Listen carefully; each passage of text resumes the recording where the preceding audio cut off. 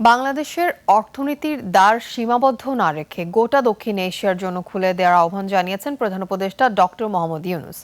New ইয়র্কে আয়োজিত একটি অনুষ্ঠানে এই আহ্বান জানান তিনি। এজন্য নেপাল ও ভুটান সহ উত্তর পূর্ব ভারতের 7 রাজ্যকে বাংলাদেশের মধ্য দিয়ে সি অ্যাক্সেস দেওয়ার কথাও বলেন প্রধান উপদেষ্টা। আরও জানাচ্ছেন মেহেদী হাসান। ম্যানহাটনের নিউ ইয়র্ক ম্যারিয়েট মার্কুইসে NRB connected day empowering global Bangladeshi শীর্ষক অনুষ্ঠান। অনাবাসী বাংলাদেশিদের এই অনুষ্ঠানে সফরসঙ্গী রাজনৈতিক নেতাদের সঙ্গে নিয়ে যোগ দেন ডক্টর মোহাম্মদ ইউনূস। শুরুতেই রাজনৈতিক নেতারা বাংলাদেশকে নিয়ে আশাবাদী হতে প্রবাসীদের প্রতি আহ্বান জানান। আমরা আপনাদেরকে এই কথাটি বলতে পারি যে বাংলাদেশ এখন আগের জায়গায় আর ফিরে যাবে। একটা কথা আমাদেরকে সবসময় মনে রাখতে হবে, সেই কথাটা হচ্ছে যে স্বপ্ন দেখতে হবে। প্রফেসর ইউনূস যে স্বপ্ন দেখেছেন, যে দেখছেন, এই স্বপ্নগুলোকে আমাদের সামনে এগিয়ে নিয়ে যেতে হবে। গেল এক বছরে প্রবাসীদের দেশে বিনিয়োগের জন্য নতুন কি কি সুযোগ করে দেওয়া হয়েছে তা তুলে ধরেন সরকারের কর্তা ব্যক্তিরা। বিনিয়োগ করতে যেসব সমস্যা ইনভেস্টররা ফেস করেন তাদেরকে একটা লিস্ট বানানো হয়েছিল সব সিইওদের সাথে কথা বলে।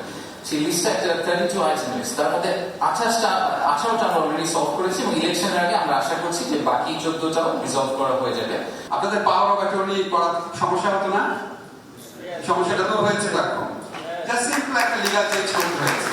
যখন আপনার পুরানা যদি পাসপোর্ট থাকে পুরানা ডকুমেন্টের ভিত্তিতেও করতে পারছেন। তারপর আপনারা যে আপনার ওয়েজ আনার বন্ডের একটা কেনার যে সীমা রেখেছিল সেটা আপনার তুলে ফেলেছি আমরা। আপনার মালয়েশিয়াতে যখন আমাদের শ্রমিক ভাইরা যেতেন ওনারা কখনোই মাল্টিপল এন্ট্রি ভিসা পেত না, এটা আমরা করতে পেরেছি। এদিকে প্রধান উপদেষ্টা বলেন বাংলাদেশকে বিনিয়োগের হাব বানানো হবে, এজন্য সীমানা পেরিয়ে আঞ্চলিক অর্থনীতি গড়ে তুলতে হবে।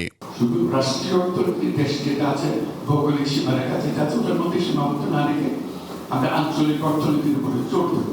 নেপাল, ভুটান আর হলো 7 সিস্টার্স যারা আটকে আছে, সমুদ্রের মধ্যে যেতে পারে না, আমাদের সে অ্যাক্সেসটা আছে, সমুদ্র আমাদের সঙ্গে আছে।